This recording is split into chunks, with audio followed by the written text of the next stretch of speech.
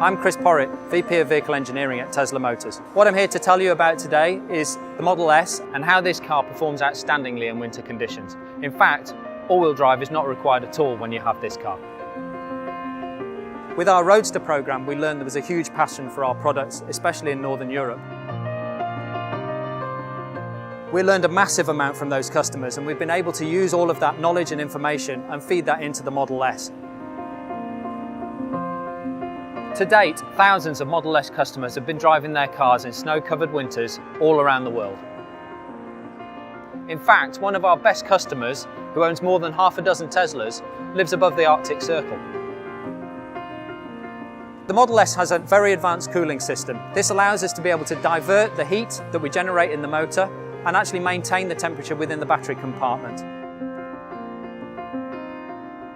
This heating system can be set when you get up in the morning using your mobile phone app.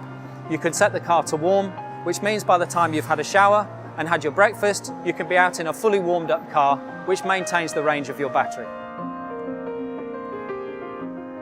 The other thing the Model S has is a traction control system, which in low grip conditions works fantastic with the car. In an IC engine car, the motor, transmission, axles take a long time to speed up and slow down.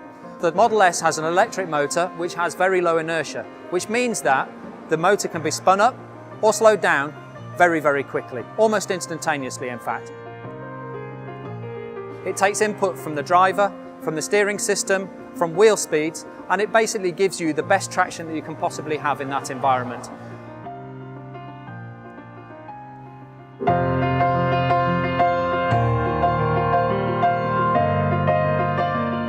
So it was said that it wasn't possible to make a family sedan that's electric, that seats 7 people, that's as capable as it is. This has basically redefined a sedan for all environment conditions.